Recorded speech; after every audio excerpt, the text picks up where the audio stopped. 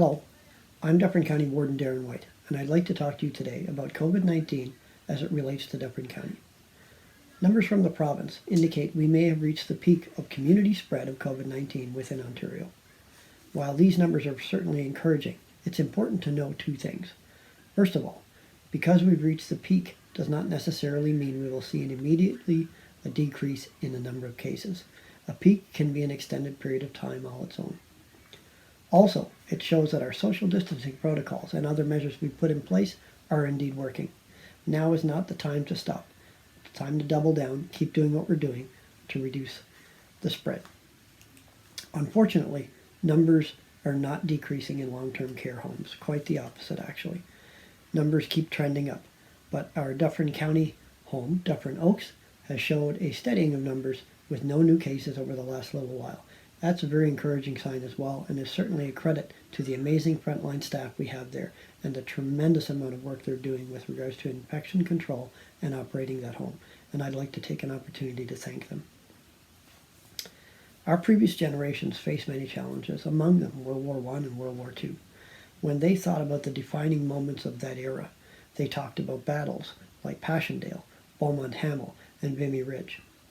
Our battle likely will be with long-term care for this generation, and when we look back, we will remember coming-of-age moments that are named Pinecrest, Altamont, and Orchard Valley, to be just a few.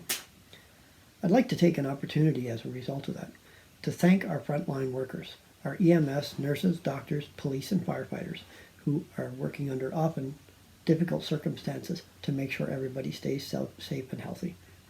They deserve certainly our respect and our thanks. They are true community heroes.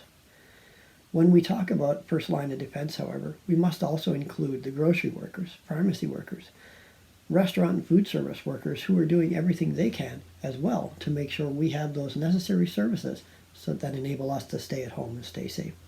They deserve our thanks and appreciation as well. And next time you see one of them when you're out getting groceries, please take the time to thank them. The next step from the county perspective is ultimately going to be recovery. There's an old saying, when you get knocked down, you get back up, you dust yourself off, and you continue to move forward. And that's exactly what the county is currently doing. We are looking at and planning for strategies for renewal and recovery as a result of COVID-19.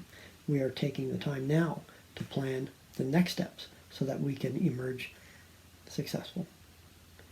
The last thing I want to talk to you today about is there's lots of volunteer opportunities within Dufferin County. If you're interested in volunteering somewhere for any one of our community service agencies or different various charities, please take the time to go to the Volunteer Dufferin website and take a look. There you will find a number of opportunities for everybody to volunteer.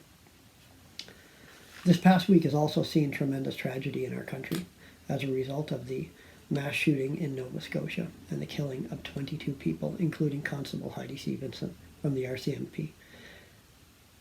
I would like to take this opportunity to pass on our condolences from the County of Dufferin to all those affected, and in fact to all Canadians who suffer with you. Thank you, Constable Stevenson, for your supreme sacrifice.